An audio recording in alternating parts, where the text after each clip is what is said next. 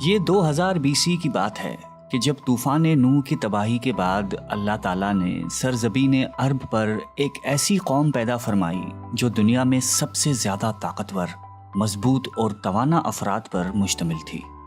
یہ لوگ جسمانی خوبصورتی، سرخ و سفید رنگت اور وجاہت میں اپنا ثانی نہیں رکھتے تھے۔ مال و دولت کی فراوانی، شاندار تہذیب و تمدن، شان و شوکت سمیت دنیا کی ہر نعمت اور آسائش انہیں میسر تھی۔ قرآن کریم میں ارشاد باری تعالیٰ ہے کہ ان جیسی کوئی اور قوم اور ملکوں میں پیدا نہیں کی۔ قوم عاد کے متعلق تفصیل سوائے قرآن کریم کے کسی اور مذہبی یا قدیمی تاریخی کتب میں نہیں ملتی۔ اس لیے اس قوم کی حالت کا نقشہ یا قرآن کریم کے ذریعے بن سکتا ہے یا پھر ان اثریات کے ذریعے جو محققین علم آثار نے ان کے بارے میں حاصل کی ہیں۔ مورخین لکھتے ہیں کہ عاد نام کا ایک شخص حضرت نوح کی چوتھی نسل میں ان کے بیٹے سام کی اولاد میں سے تھا۔ چنانچہ اس شخص کی اولاد اور اس کی پوری قوم عاد کے نام سے مشہور ہو گئی۔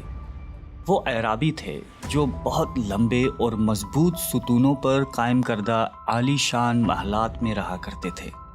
قرآن کریم نے انہیں ارم ذات العماد یعنی ستونوں والے کے نام سے یاد کیا ہے۔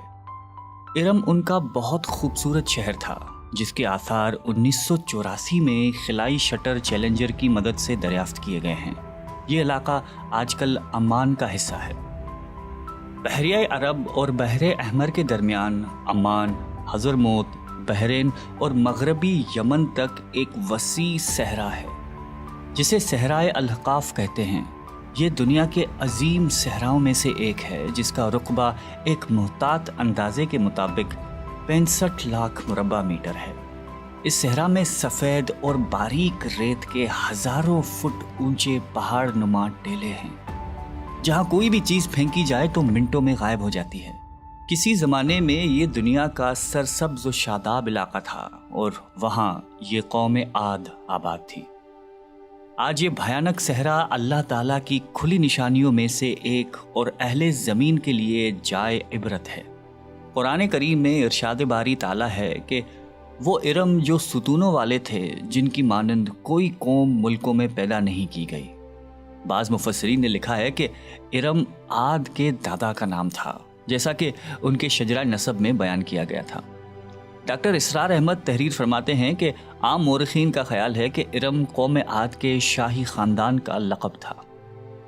حالیہ دور میں ایک شہر کے جو زیر زمین آثار دریافت ہوئے ہیں ان سے پتہ چلتا ہے کہ اس شہر کے فصیل پر 30 ستون یا مینار بنائے گئے تھے۔ کہا جاتا ہے کہ یہ شہر شداد نے خصوصی اہتمام کے ساتھ بسایا تھا جو اس قوم کا بہت بڑا بادشاہ تھا۔ قد و قامت اور جسمانی قوت کے لحاظ سے دنیا میں اس کا کوئی ثانی پیدا نہیں ہوا۔ اس طرح اس قوم نے جس معیار اور جس انداز کی تعمیراتیں کی، ایسی تعمیرات اس سے پہلے دنیا میں کبھی کسی قوم نے نہیں کی۔ شاید اسی لیے یہ جگہ شداد کی جنت ارضی کے نام سے تاریخ میں مشہور ہے، تاکہ لوگ آخرت کی جنت کے بدلے اس نقد جنت کو اختیار کر لیں۔ مگر جب یہ عالی شان محلات تیار ہو گئے اور شداد نے اپنے روسائے مملکت کے ساتھ اس میں جانے کا ارادہ کیا تو ان پر اللہ تعالیٰ کا عذاب نازل ہوا اور وہ سب ہلاک ہو گئے اور وہ محلات بھی مسمار ہو گئے۔ اس اعتبار سے اس آیت میں قوم عاد پر آئی ایک خاص عذاب کا ذکر ہوا ہے جو شداد بن عاد اور اس کی بنائی ہوئی جنت پر نازل ہوا۔ ایک اور روایت کے مطابق عاد کے بیٹے شداد نے جب جنت کے نام اور خصوصیات سے متعلق سنا تو اس نے زمین پر ایسی ہی جنت بنانے کا ارادہ کیا اور عدن کے کسی صحرا میں تعمیرات کا کام شروع کر دیا، اور مسلسل 300 برس کی شب و روز کی محنت کے بعد دنیا میں ایک خوبصورت جنت بنا دی جس میں شاندار محلات بھی تھے اور نہریں اور آبشار بھی۔ شداد کی عمر 900 سال ہو چکی تھی۔ ایک دن اس نے قوم عاد کے لوگوں کو جنت کے دیدار کی دعوت دی۔ وقت مقررہ پر وہ اپنے لوگوں کے ساتھ جنت کی جانب روانہ ہوا۔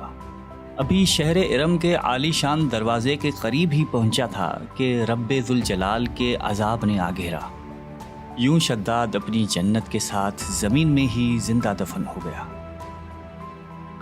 طوفان نوح کے بعد قوم عاد ہی وہ پہلی قوم تھی جو بتوں کے پجاری بنے۔ علامہ جلال الدین سیوطی اپنی تفسیر میں تحریر کرتے ہیں کہ قوم عاد نہایتی زور آور اور بہادر قوم تھی۔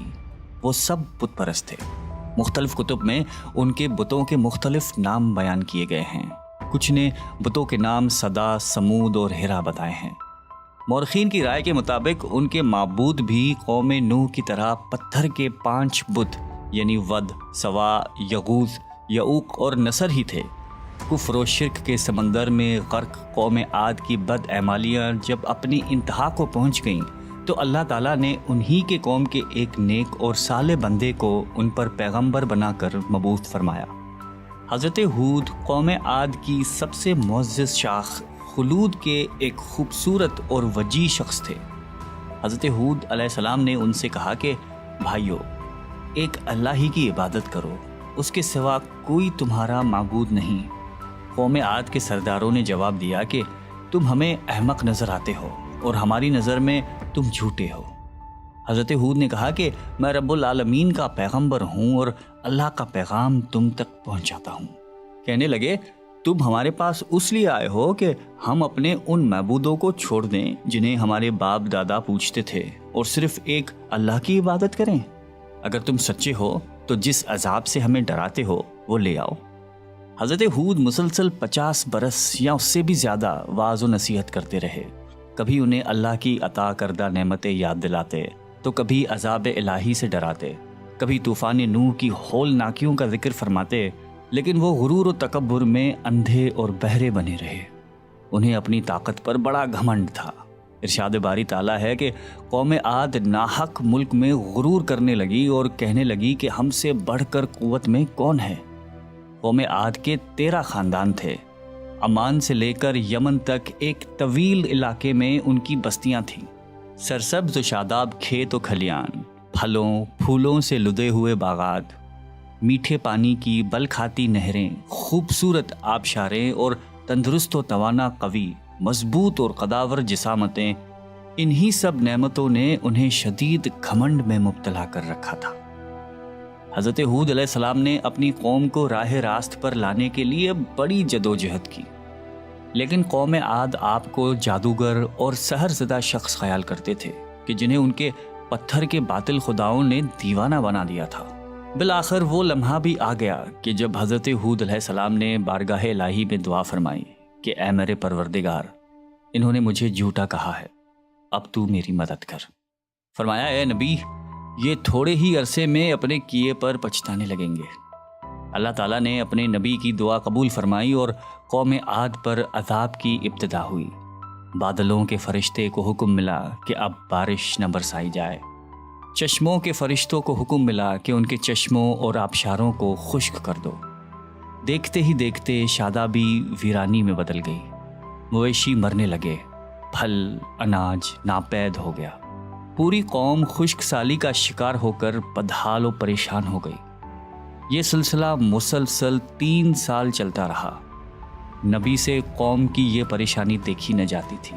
مسلسل واعظ و نصیحت کرتے رہتے اور فرماتے کہ اے میری قوم، اپنے پروردگار سے بخشش مانگو، پھر اس کے آگے توبہ کرو، وہ تم پر آسمان سے مینا برسائے گا اور تمہاری طاقت اور قوت میں اضافہ فرمائے گا۔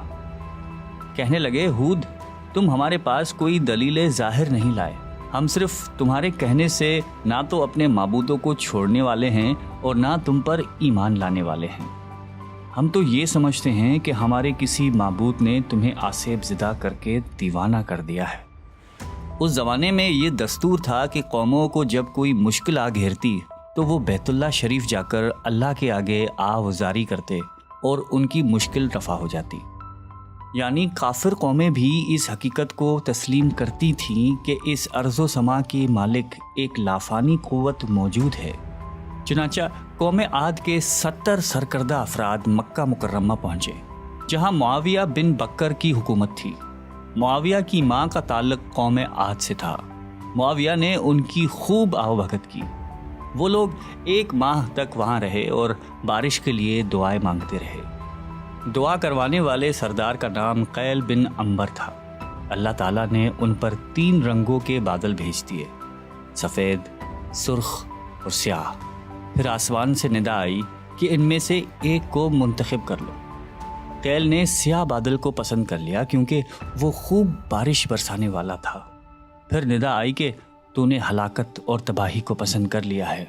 چنانچہ اللہ تعالیٰ نے سیاہ بادلوں کو قوم عاد کی جانب ہانک دیا، جسے دیکھ کر پوری قوم خوشی کے شادیانے بجانے لگے۔ ارشاد باری تعالیٰ ہے کہ جب انہوں نے اس عذاب کو دیکھا جو بادل کی صورت میں ان کے میدانوں کی طرف آ رہا تھا، تو کہنے لگے یہ تو بادل ہے جو ہم پر برس کر رہے گا۔ تو اللہ تعالیٰ نے فرمایا نہیں، بلکہ یہ وہ چیز ہے جس کے لیے تم جلدی کرتے تھے، یعنی آندھی جس میں درد دینے والا عذاب بھرا ہوا ہے۔ یہ ہر چیز کو اپنے پروردگار کے حکم سے تباہ کیے دیتی ہے۔ گناہگار لوگوں کو ہم اسی طرح سزا دیا کرتے ہیں۔ اللہ تعالیٰ نے یہ عذاب 7 رات اور 8 دنوں تک مسلسل جاری رکھا۔ اس آندھی نے کسی جاندار کو زندہ نہیں چھوڑا۔ غاروں، پہاڑوں، گھروں، محلات اور قلعوں کے اندر سب کو فنا کر ڈالا۔ حضرت ابن عمر رضی اللہ تعالیٰ عنہ سے مروی ہے کہ آپ علیہ السلام نے فرمایا کہ وہ آندھی جس کے ذریعے قوم عاد ہلاک ہو گئی تھی، اللہ تعالیٰ نے ان کے اوپر صرف انگوٹھی جتنی جگہ کی مثل ہوا کھولی تھی۔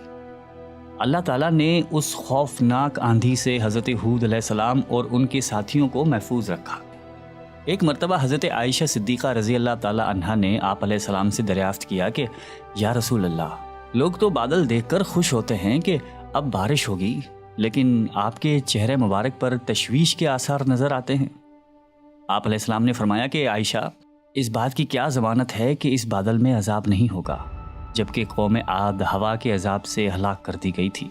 اس قوم نے بھی بادل دیکھ کر کہا تھا کہ یہ بادل ہے جو ہم پر بارش برسائے گا۔ پروردگار عالم نے قرآن کریم میں قوموں کی تباہی کے جو واقعات فرمائے ہیں، ان کا اصل مقصد یہی ہے کہ امت مسلمہ ان سے سبق حاصل کرے۔ اللہ نے قوم عاد کو طاقت و قوت، مال و دولت، شان و شوکت سمیت دنیا کی ہر نعمت عطا فرمائی، لیکن جب اس نے نافرمانی کی اور اپنے نبی کی بات ماننے سے بار بار انکار کیا تو اللہ تعالیٰ نے اسے نیست و نابود کر دیا۔ ہم سب کو بھی انفرادی اور اجتماعی طور پر اپنے روزمرہ کے معاملات کا جائزہ لیتے رہنا چاہیے کہ کہیں ہم جان بوجھ کر یا انجانے میں اللہ اور اس کے نبی علیہ السلام کی نافرمانی کے مرتکب تو نہیں ہو رہے۔ آئیے ہم سب دعا کرتے ہیں کہ اللہ تعالی ہم سب کو قلب سلیم عطا فرمائے اور قرآن اور حدیث پہ چلنے کی توفیق عطا فرمائے۔ آمین۔